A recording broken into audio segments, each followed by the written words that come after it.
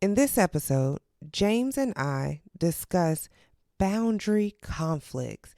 Listen, y'all, we get into two main conflicts that arise when people try to establish boundaries. Are you a compliant person or you did I say that right? Yeah. Or are you an avoidant person? So listen, are you a compliant person or are you an avoidant person? Somebody that either says yes to the bad, or are you someone that says no to the good? Or are you both? We don't know. Listen to this episode. Tell us what you think in the reviews. Enjoy. 4, 3, 2, 1. Heart check 1 2 1. I'm locked in. I am locked in. I am locked in. Yeah. Heart check 1 2 1 2. You're now tuned into Led from the Heart podcast. I'm James. And I'm Jessica. When it comes to the matters of the heart, everyone has an opinion, but very few have the answer. That's why we curated this podcast. It's time to elevate the narrative one story at a time. So each week, we'll take an inclusive, unbiased look at matters of the heart. We'll be speaking our truth into a world that is seldomly mentioned among the Black community, growing through healing, trauma, marriage, love, and spirituality. Pull up on us and get ready for a heart check. Peace. Good evening, baby. How are you tonight? I'm fine. How are you doing? I'm doing well. I'm trying to make sure I speak clearly up to the mic. Make sure that I'm not whispering. Yeah, exactly. Just speaking your regular voice so that we can hear you. But today's been a real busy day. You know, we've been doing photo shoots all day. But it's been exciting. I enjoy doing that with the family, even though I can be a little bit over the top. Mm-hmm. So I came upstairs and you were already discussing parts of chapter 3. Y'all, look, if y'all haven't got this book, get it. I had my husband reading chapter 3 and it got real good to him. We'll probably just be talking about this for the rest of the season because it's something that needs to be discussed. And then not only that, it's ministering to us, okay? So if you're listening to this and you're saying, darn, they on another episode talking about boundaries. Yes, we are. And little do you know, you might be one of the ones who need to hear it, okay? So sit back, relax, enjoy. And if you're like us, when we listen to these episodes, like yesterday, babe, when we were riding in the car, we were listening to episode 4 that had just dropped and talking about the questions that come up or arise when we begin to discuss boundaries. And I think we got maybe all of 12 minutes in. I don't know exactly, but we had to literally pause the show and it sparked up a conversation between us two as we dove further into the conversation. Yeah. Yeah. I hope that that's what this podcast is doing with you all, especially if you're listening to it with your spouse, that you're finding moments in these conversations that you just need to pause, like reading a good book. Like you need to pause and write some notes and go and think and digest what you just heard and then come back for the rest. I hope that it's manifesting in itself in your life in that form so that it's making you really think and apply and have a conversation, an open conversation, a loving conversation with the person that you're growing and doing life with. And so you guys, tonight, here we are in this episode where we are talking about boundary problems. I like that in this book, in this chapter particularly, it quotes, you'll see that boundary conflicts are by no means limited to those who can't say no. I know in the last episode, we talked a lot about establishing no into your vocabulary. But this is showing you in this chapter that people who have boundary conflicts, people who have or sway on the fence of whether or not to go or to jump off, whatever, however you want to look at it, these are people who sometimes say yes. Mm-hmm. These are people who sometimes want to say no, but don't say anything at all. Right. These are people who can, let me just, matter of fact, they talk about people who are compliant. Now they've categorized these into different groups, but you have the compliant people, those who say yes to the bad. You have the avoidant people, those who say no to the good. You have the controllers, those who, oh, I bet you know somebody like this. As soon as I say their name, their face, everything's just going, their voice, everything about them is going to pop up in your head. The controllers, those who do not respect others' boundaries. And then it went on to actually talk about the non-responsives, those who do not hear the needs of others. Right. And so this is really good in this chapter. Babe, what part of it particularly stood out with you in chapter 3? Just the whole part of them breaking down the different types of boundaries, or categorizing the individuals who deal with these boundary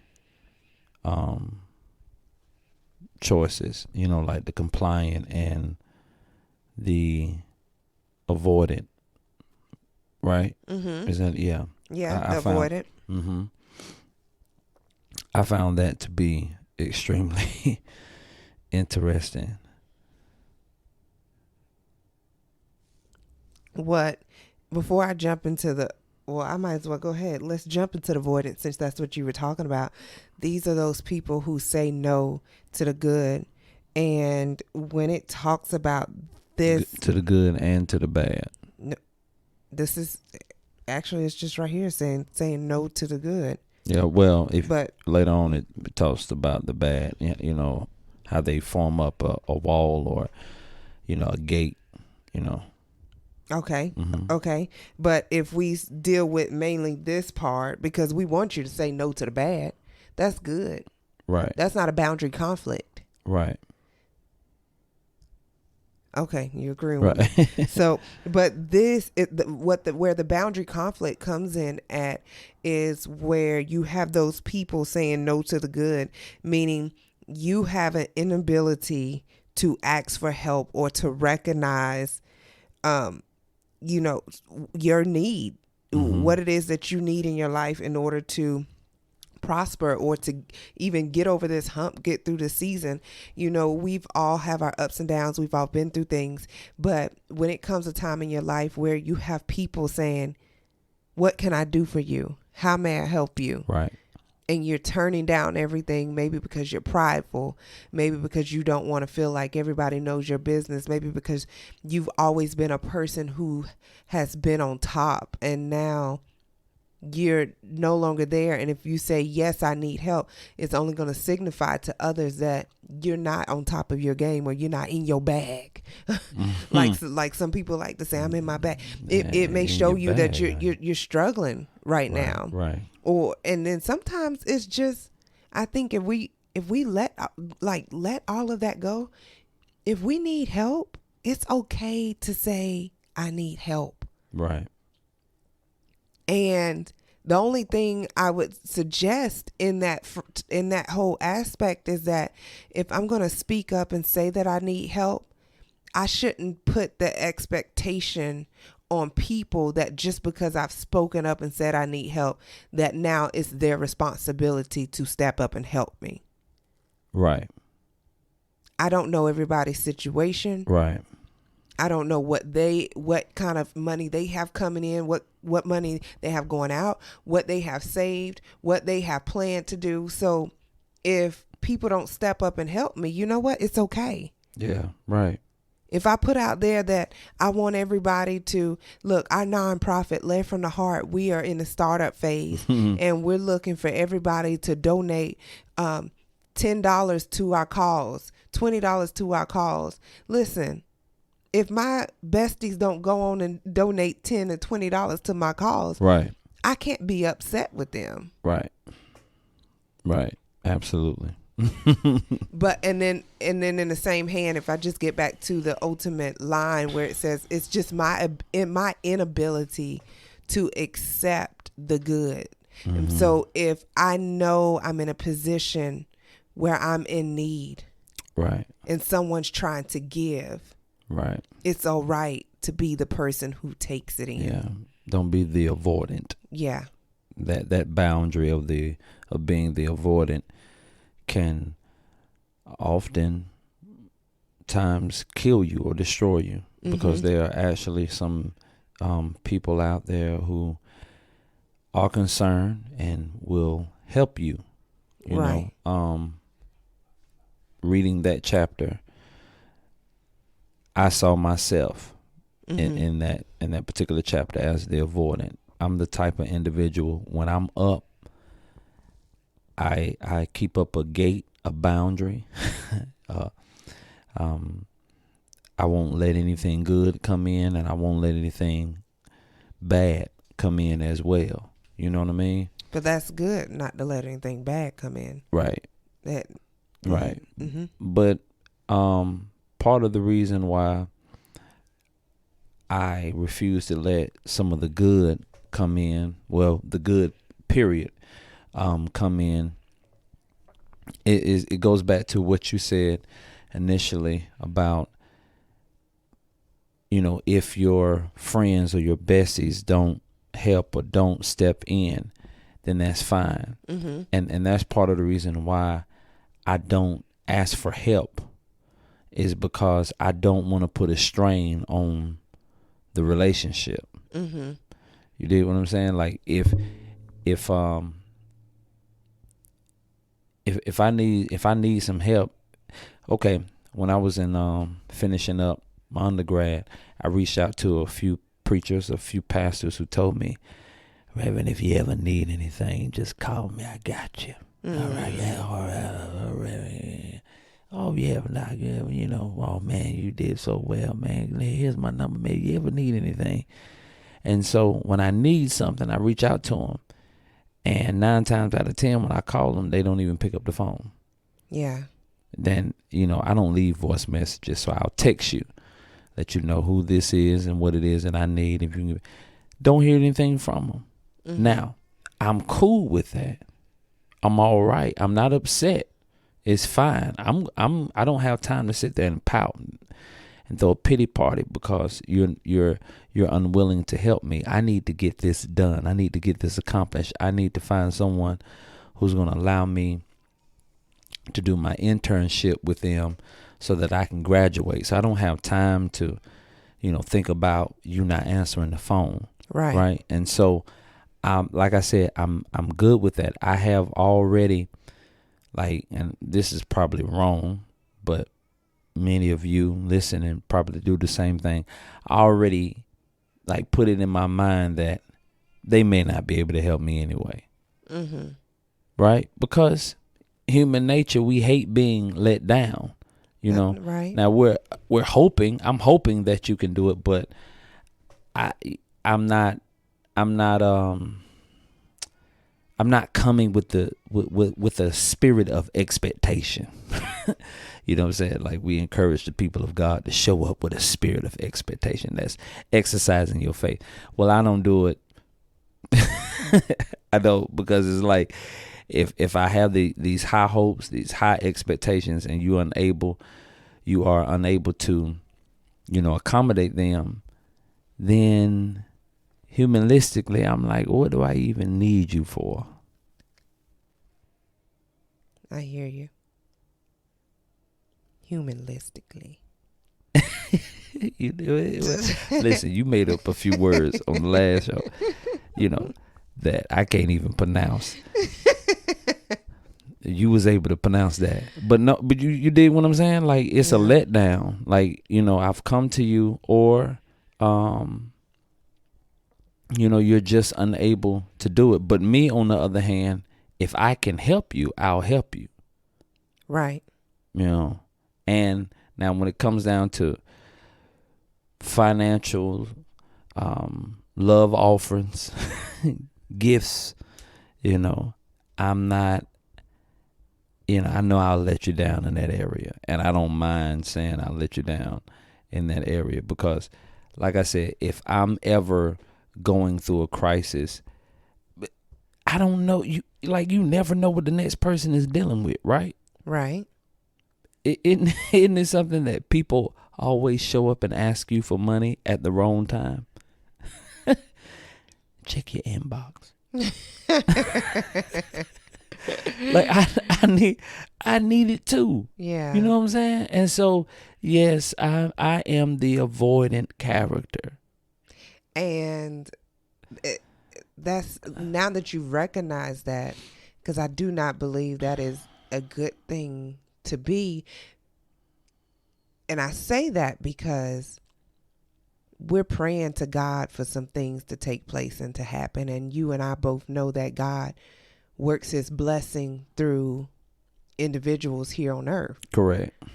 And so if I've been praying for this door to open, I've been praying for increase in finances, I've been praying for food on my table, clothes on my back, I'm praying for these things that I'm lacking, and then somebody comes in to donate.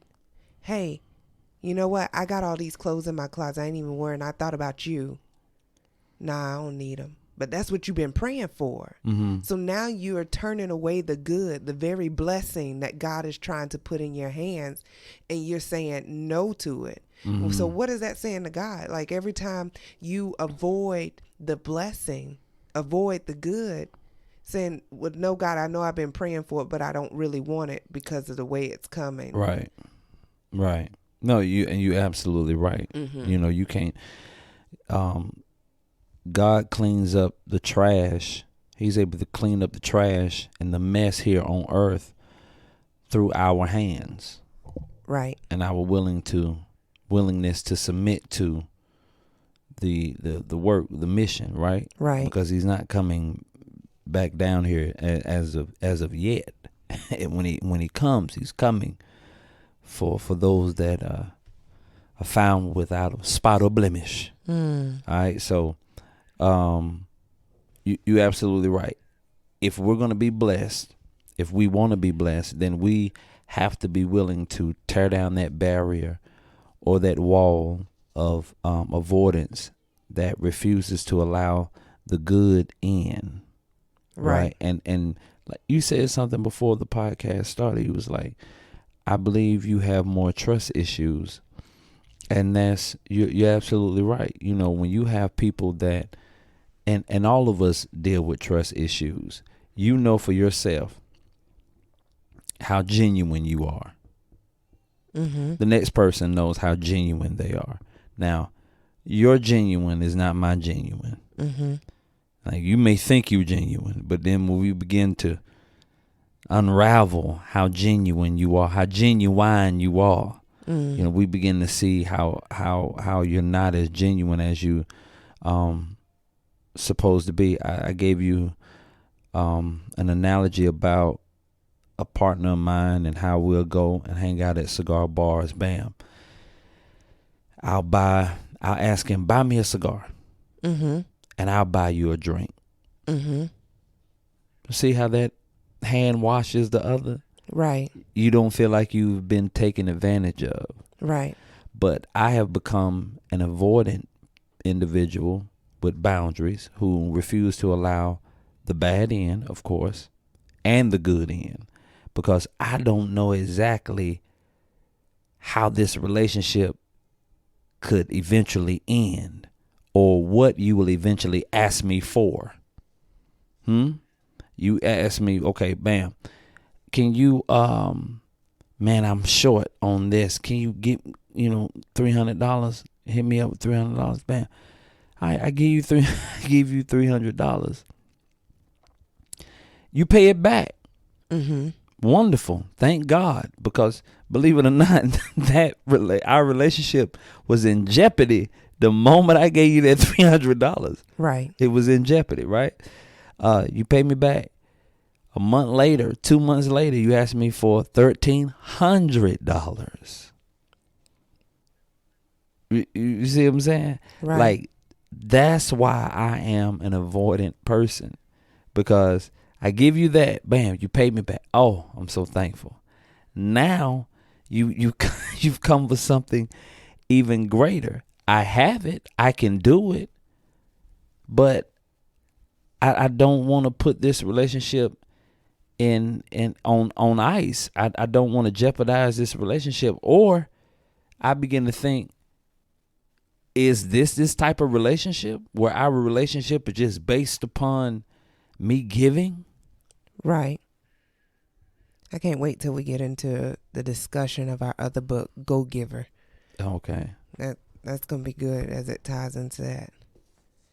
I can see that, and I'm pretty sure some of y'all are like, I feel I'm like that in certain ways too. But you can tell where it's heading. I was telling. Hey, the minute you pull up at the store and you be like, I'm getting ready to go in here and da da da da. You want anything?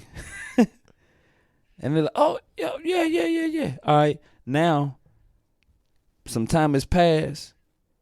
You pull up at a store, and when you pull up, hey, get me some da da da. Wait a minute, I ain't even asked. But you've made that individual comfortable by just freely offering. You want anything?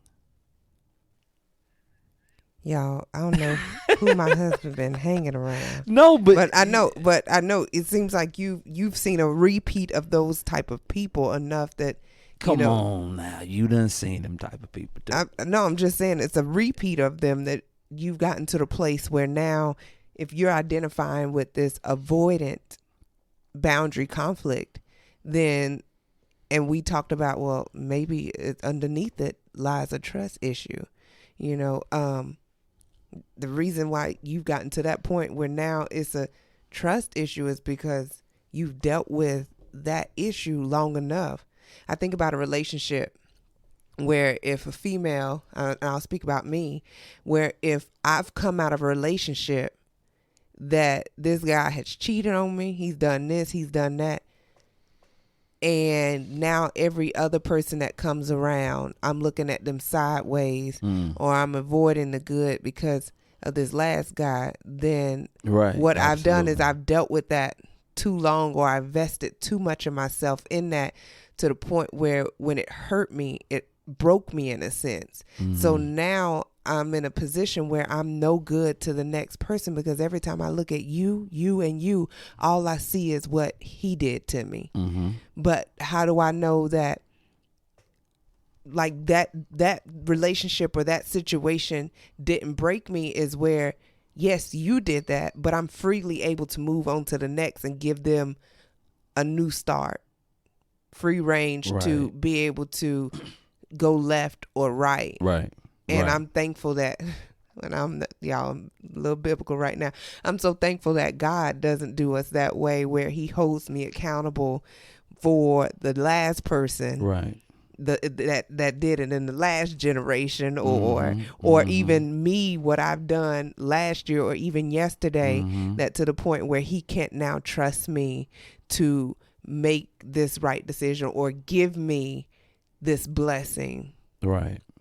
So that's what we were talking. I was like, maybe underneath it all, it's a trust issue. Maybe, and I'm sure we probably won't get down to the nitty gritty of it on this episode, but maybe it was something that was said or done that hit you in a certain way, triggered you in a certain way, broke you in a certain way, that now you're in this place and in this space where I'm an avoidant.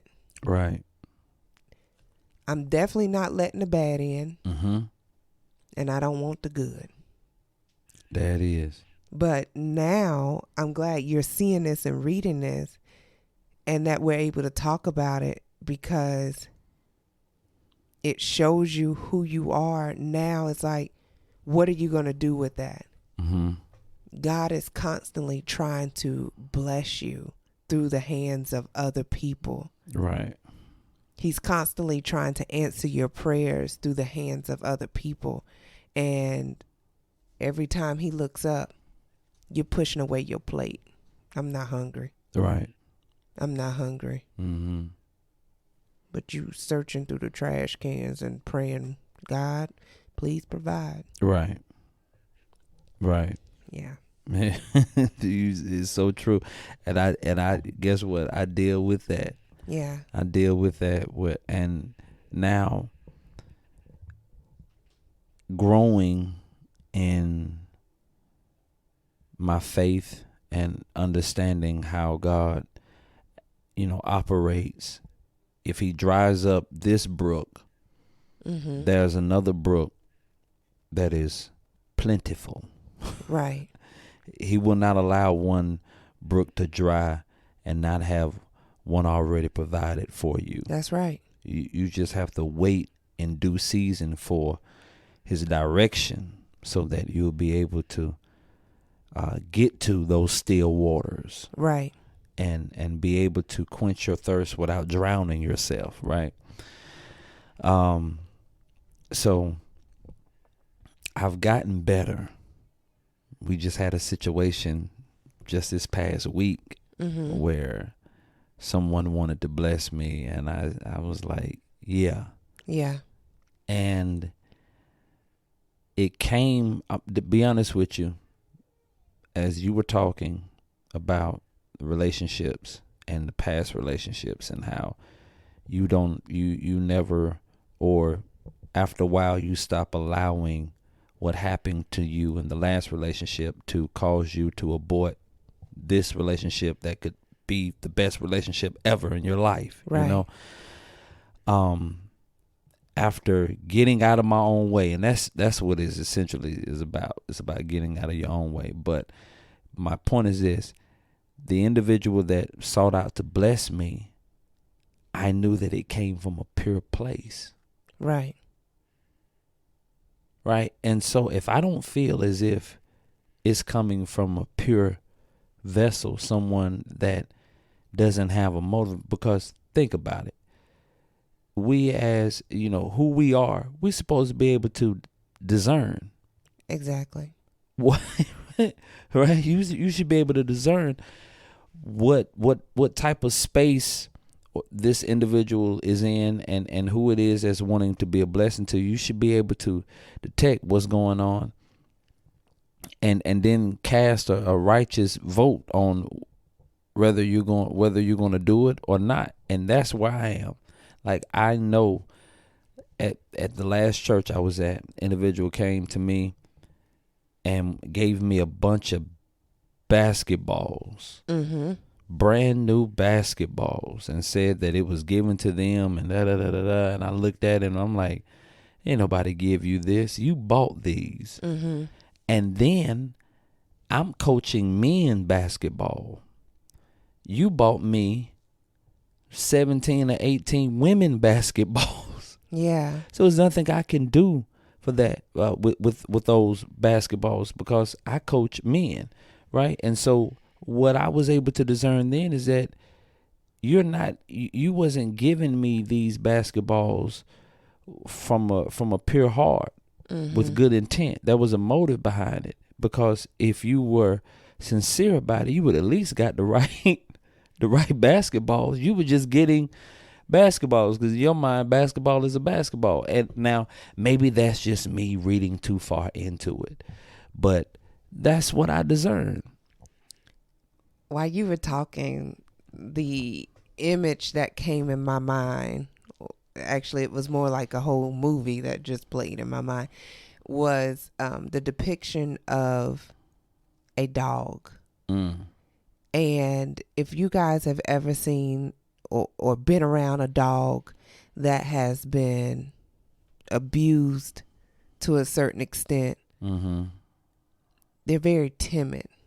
And even with you coming around, with open hands trying to give this dog a bone, give this dog a treat, it's still timid in approaching you. Here you are trying to give. Right.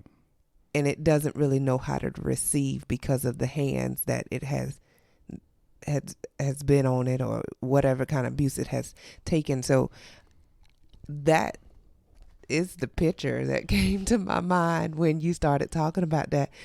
When I think about an avoidant, I think about that animal that is by nature made to go after. Yeah. It's supposed to take, it's supposed to go hunt, supposed to do all these things, but because of the situations that it has been through, Right. This animal is Hesitant. acting out of character. Right. Right. Absolutely. And to add to that, you also have to take in consideration that the dog, yes, he's hesitant, but then at the same time, when you've been a blessing to someone, or someone's been a blessing to you, and then it's their season of go through.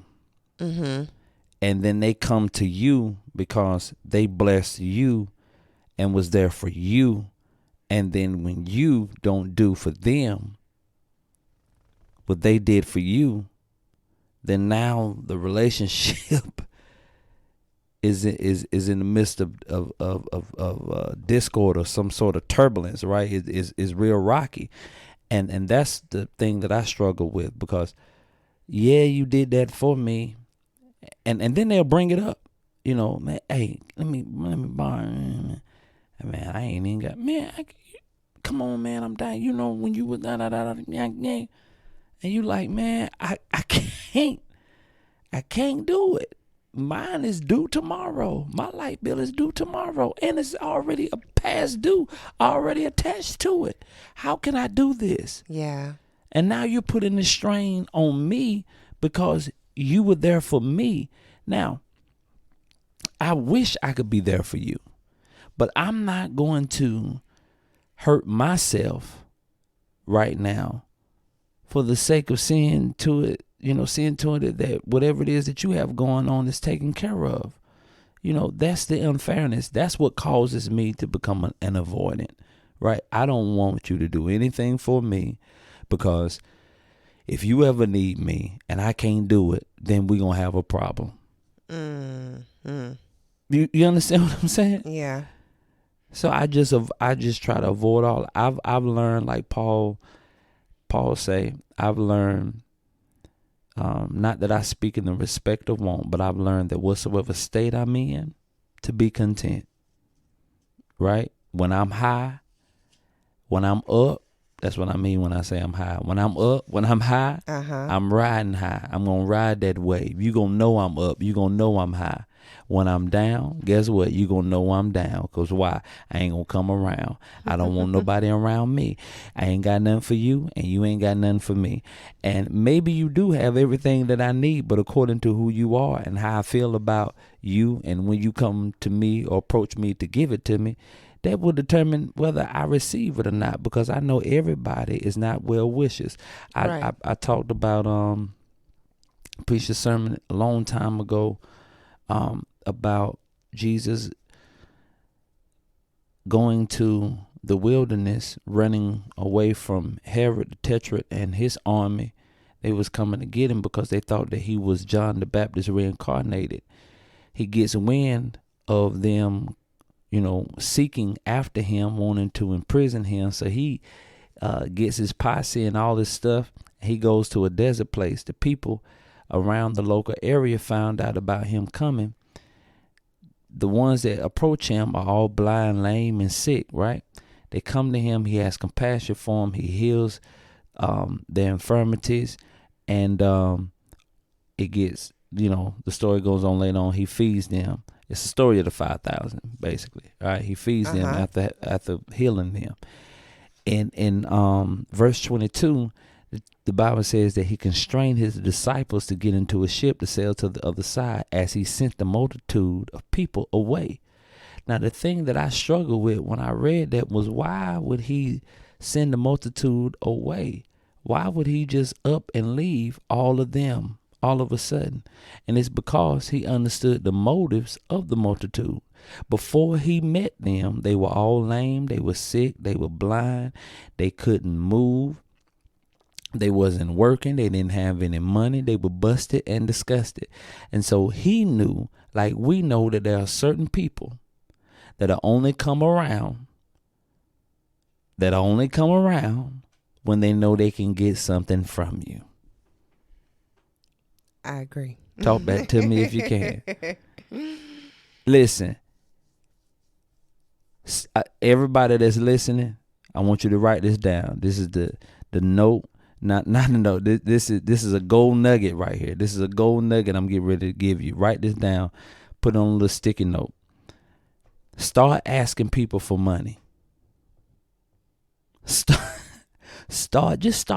asking people randomly for money.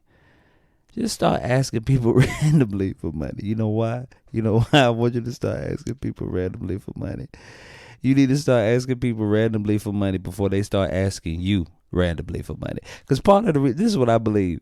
I believe that there are a lot of people, they don't ask.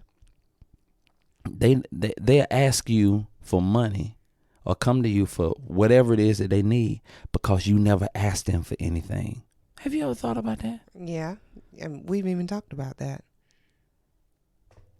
If you don't ask them for nothing, they're like, man, she ain't never asked me for no money. She ain't never asked me for a ride.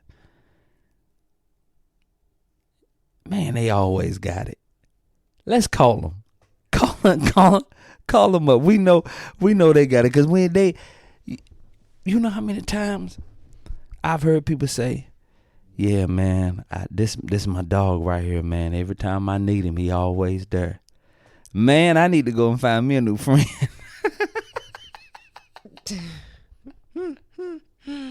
I need to go find me a new friend. Every time I need him, he's always there. Now, don't get him. I'm not saying there's something wrong with being there for anybody, because I'm there for a lot of people, believe it or not. But I feel like there has to be a two-way street. Like I told you, when my mans, we go out, he buy me a cigar, I'm going to buy him a drink. He buy me a drink, I'm going to buy him a cigar. Right?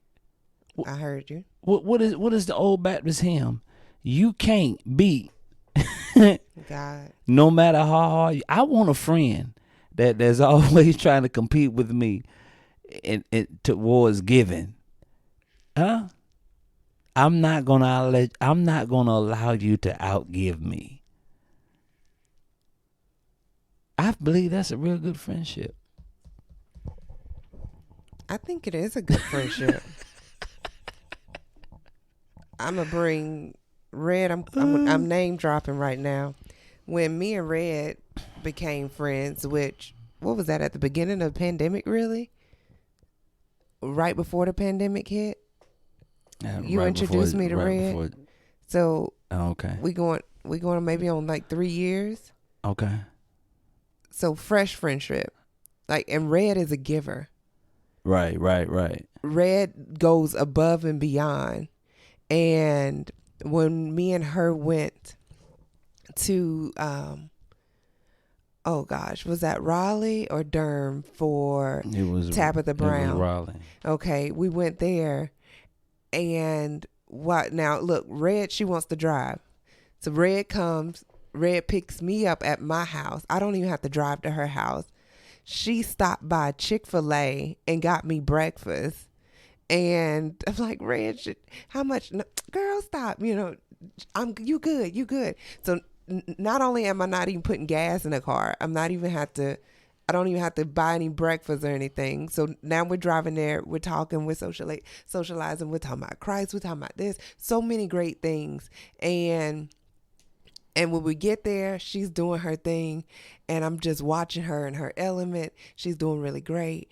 And this isn't the first time that Red has just giving just to give. Right. And then before that, actually, if I rewind back, when we had our gender reveal for Justice, I mean, I asked Red to be the one to set up the balloon setup for the darts. And she did that and went above and beyond. Right, right. And then not only that, with our kickback right after that, I didn't know she had decorated her whole basement. Right. So when her birthday came around, I felt, I mean, this is only right for me to give back to my girl and whatever. She don't have to ask for it. She don't have to do any of that. So I find the time to figure out what it is that I should get her and talk with you about it. And you like, yeah. So here it is. I got her this gift. We go to the house. We drop it off. And she's like, what? You didn't have to do this. Like, no, yes, I did. Like, you are always going above and beyond. You're always giving. This is my way of showing you that appreciation through something as small as this. Because you always go above and beyond. Yeah. So that's my point. If the energy you put out is the energy you're going to get back. Right. And so if I'm sowing good seeds and always reaping crow or poo or dung, something is not right. That ground ain't right. And that's what I was going to say. It's the ground that I'm sowing into. And oftentimes we're sowing into people who never sow back into us. Yeah. We think that they're sowing into us because they're always around, but they're only around because it's convenient for them to be around. They're going to get something out of the deal. At the end of the day, or at the end of the meal, I'm going to be the one to pay the bill. That's the only reason why they're around. And the minute it looks as if I'm no longer riding high, I won't be able to find them anywhere. The same ones whom Christ healed, raised Lazarus from the dead. Do you hear about him being at his hearing at the trial when they was getting ready to crucify him? Did Lazarus stand up? Did Lazarus go to the stand? Did he go and testify? No, no one. So yes, I admit I'm an avoidant. The boundary. I have boundary problems. I am an avoidant. If it looks like I'm avoiding you, guess what I am? Because I don't know exactly. And then you gotta in there. Go back. You in the same chapter? I'm in the same chapter. I'm you see looking at in the next one. avoidant. Go to the part piece with the avoidant, and then it says something about guarding your heart out of Proverbs. Right. It says it. No, actually, you're in the wrong one. That's the compliant. I want to go. The one we'll go to right now. Okay, go to the compliant. So if we go to compliance are those that say yes to the bad. Those pretty much what it's saying is that I was hit the note then. What it's saying is that I minimize my differences just to get along. What's that saying? Get along to get along? Go along to get along. Go along to get along. I minimize my differences. Every time I minimize my differences, look, you're saying I like red. You like red. I personally like pink. And I'm not saying you like red, but blue's your color. So you saying, let's do this. You like blue. I'm saying I like pink. And you saying, look, well, I want to buy the blue ones. Instead of me saying, well, I don't want the blue ones, or no, I'm going to buy the pink ones, I minimize my difference, which is the fact that I like pink. I put that to the side and say, you know what? I like blue too. I'm the kind of person that I melt in the demands of other people. Not saying that I am. I've had those issues, and those have been some of my boundary complexes and differences and conflicts that I've had, where I've said yes to the bad. Somebody has demanded something of me or requested something of me and I was indifferent to it, or either I just didn't want to do it. And instead of saying that, I said yes. Mm-hmm. And it's not necessarily saying that what they're asking for is bad. It's just bad for you in a sense that you're constantly having to deflect yourself for the sake of them. Mm-hmm. And what that puts you in is a state of resentment. I'm always giving. I'm always making room when I don't even have room for the feelings and the desires and the request of other people. I'm always carrying the burdens of everyone else. I'm always saying yes to the bad. Listen, if you're that kind of person that has been constantly struggling with this boundary where I can't even say no, this goes back to the last episode we talked about. Yeah. I don't have the ability to say no when it's something that goes against my beliefs, my religion, it doesn't matter, or even just my way of doing things. You come into my house, onto my property, in my space, in my area. And listen, you and I both know when you come into our house, you got to take your shoes off on our rug. But me being a compliant person holds my tongue when somebody walks in. Oh, and I'm like shooting myself in the foot right now because, I've been a compliant person before where I'm now holding my tongue. We have our shoes off. And obviously you see our shoes off, but you walk onto our carpet with your shoes on and then I don't say anything. That's me being compliant. That's me saying yes to the bad. Yeah. Absolutely. Absolutely. And I like that here in this part of the description, it says it's the type of boundary problem that paralyzes people's no muscles. That no muscle is there, but it's paralyzed. Yeah, there's no strength in it. You got to start flexing it. No movement at all. Flexion, no. You at a point where it's paralyzed to the point where it's numb. You don't even know it's there anymore. Yeah. You just go along with everything. Yeah. So you're a compliant type of person. And those compliant individuals are heavily sought after. Those compliant individuals are quick to get in front of the line because they're compliant.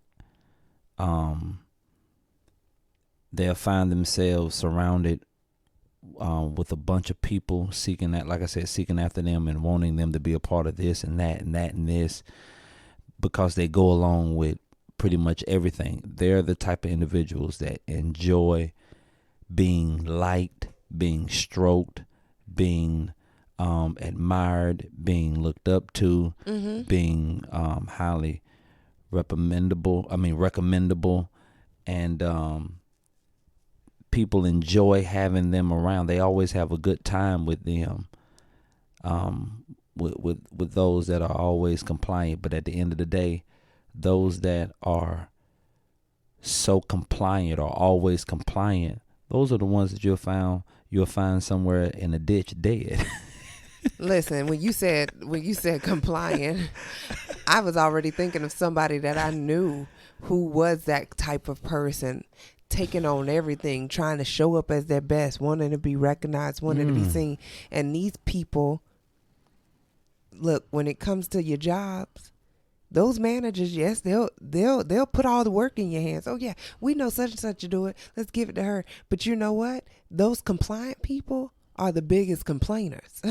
Exactly. Those are the ones that on the outside it looks like, oh, okay, yeah, they always, doing it all. They got it all. And they always get the short end of the stick. And when you talk with them, they're like, you know what? I shouldn't have never said this. I should have just came in and just did the bare minimum or did this, because now they have me doing everything. I have no time off. I'm always working overtime. I'm always the first one in, the last one out. I can't do this. Like, they're the ones that are complaining about it all.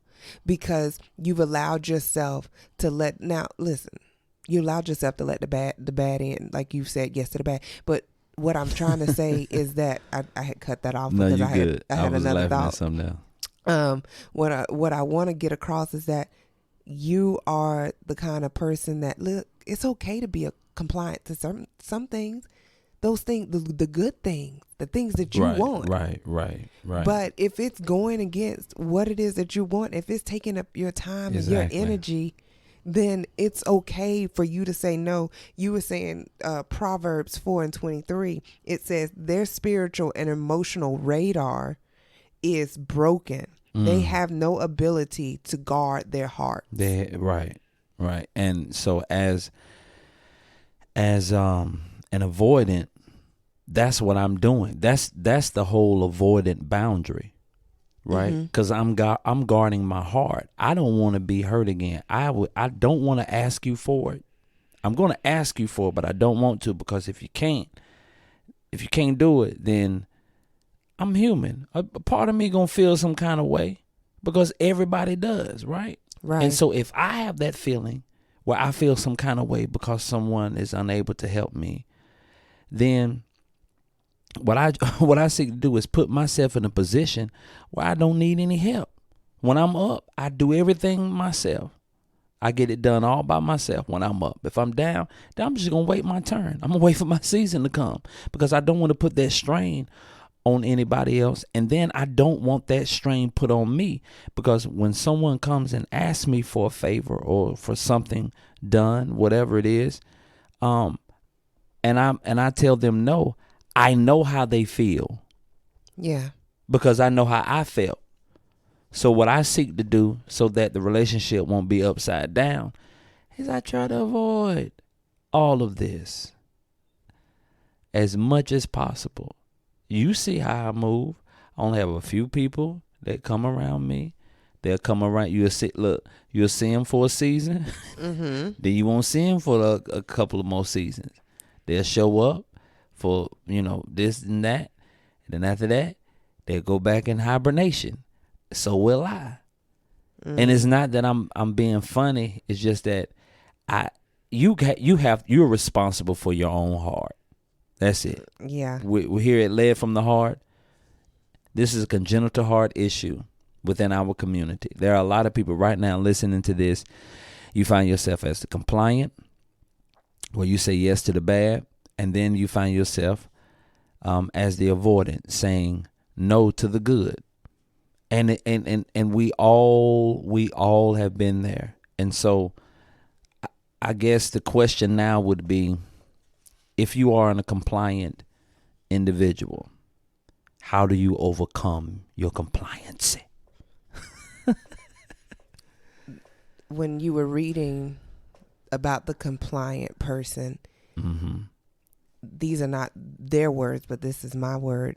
Really, the root of it is being afraid, being fearful of really the unknown, me afraid or fearful that this person is going to reject me being afraid or fearful that I'm going to then maybe lose my position, or maybe that I'm not going to get the promotion, or that the door that I thought would be open through this individual is going to be closed in my face, right, if I'm not compliant. Check this out. Now, don't go nowhere don't stay wherever you are.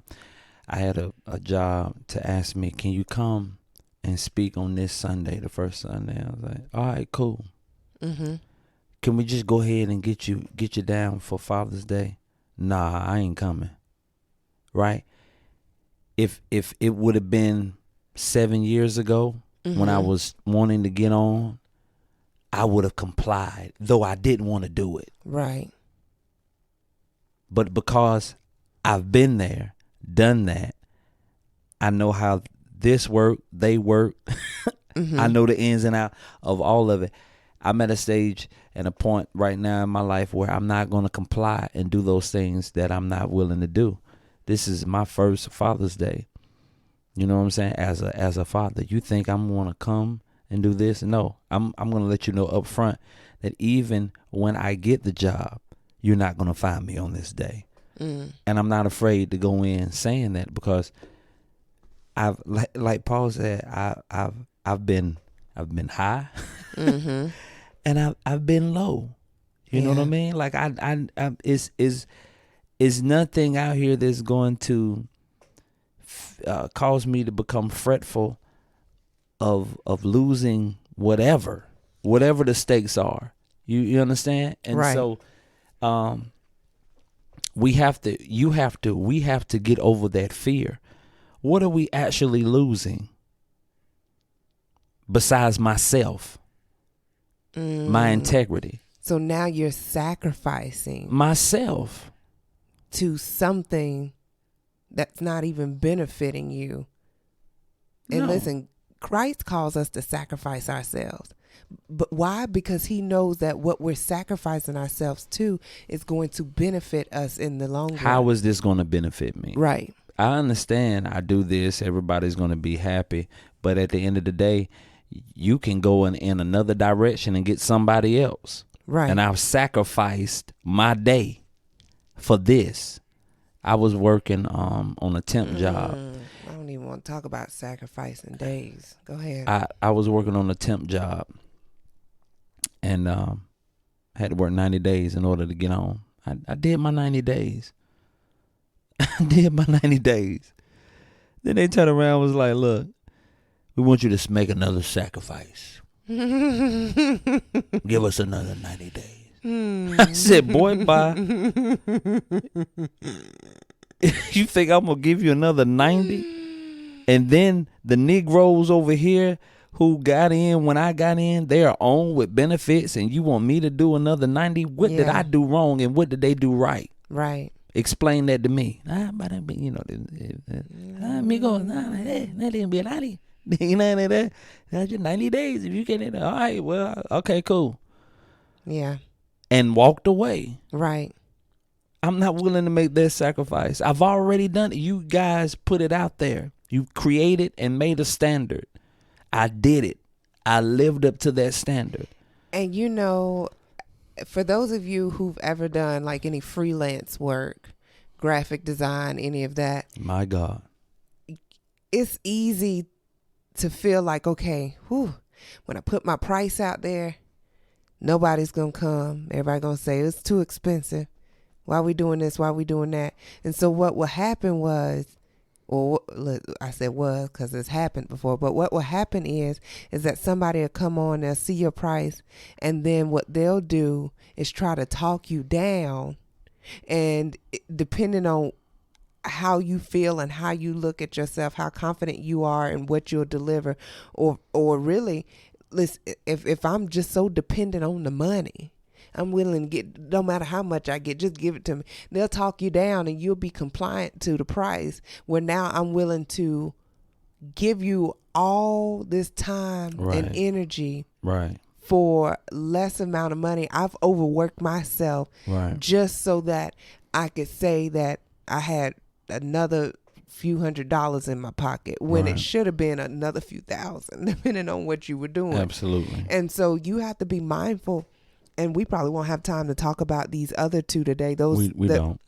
Those people that are controllers and that are non-responsive. We'll take care of them next week. But listen, you just got to be mindful of certain things and certain people. Listen, if I valued your time and your energy, I'm not going to try to talk you out of anything. Right. If you say no, listen, me being on the other side, I'm going to be compliant to that no.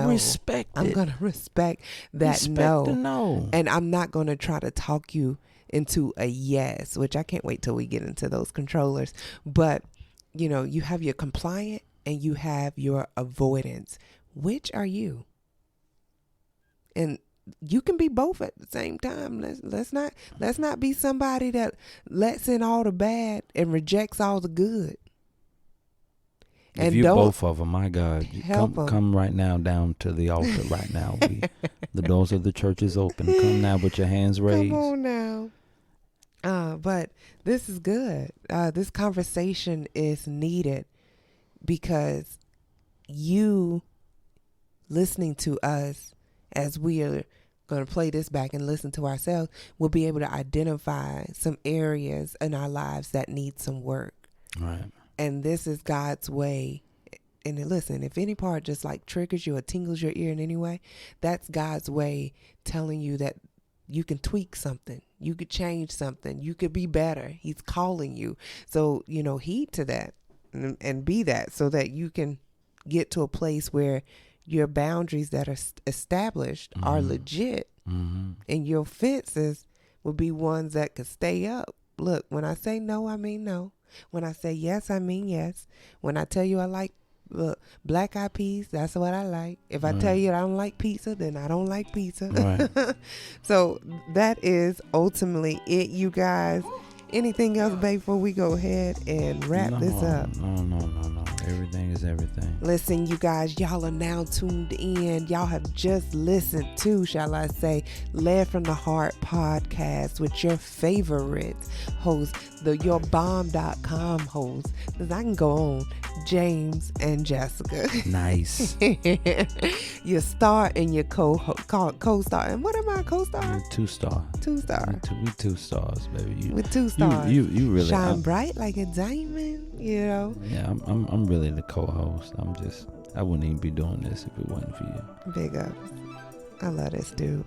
But listen, you guys, you wonder, how in the world can I get locked into this whole Led from the Heart movement? Tell them. I want to be a part of this. First off, you can go ahead and hit that like button. You can hit the subscribe button. You can go ahead and hit the download button. Hit the share button. Listen, it's a numbers game. So the more you share, the more extensive our reach becomes.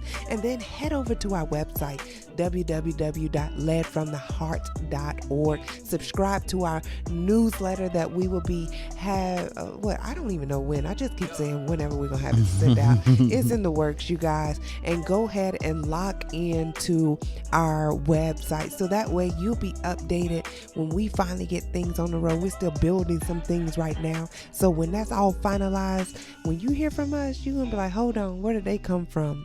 We're going to be rolling. Okay? And all I'm saying is that we just want to connect with you. Be led from the heart. If this episode hit, share it. Get the numbers out there. We love y'all.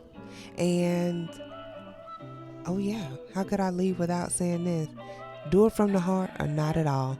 Peace. Peace.